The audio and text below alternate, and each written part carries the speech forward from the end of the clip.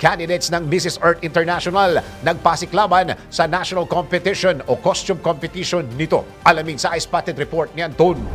Napuno ng makukulay at mga nagagandahang costume ang Golden Phoenix Hotel sa Pasay City matapos ganapin ang National Costume Competition ng Mrs. Earth International 2024. Bawat representative ng bawat bansa ay talagang nag-effort na dalhin ang mga obra maestra ng kanilang mga costume designer.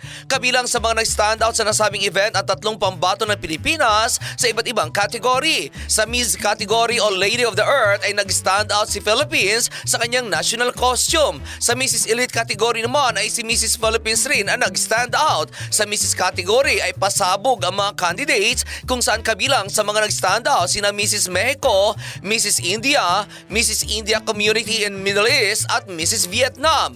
Ngunit hindi naman nagpahuli si Mrs. Philippines dahil sa pasabog nito sa kanyang national costume. Ito'y dahil nang buksan nito ang kanyang hawak-hawak na tila bolang kristal ay biglang lumabas at lumipad ang isang kalapati na nasa loob nito. Samantala, malalaman ang mananalo sa National Costume Competition sa gaganaping finals mamayang alas 6 ng gabi, December 9 sa SMX Convention Center sa MOA, Pasay City. At iyan aking balitang showbiz para sa impilang metodong lakas, DWIZ. Ako si Anton, nagbabalita ng tama, naglilingkod ng tama.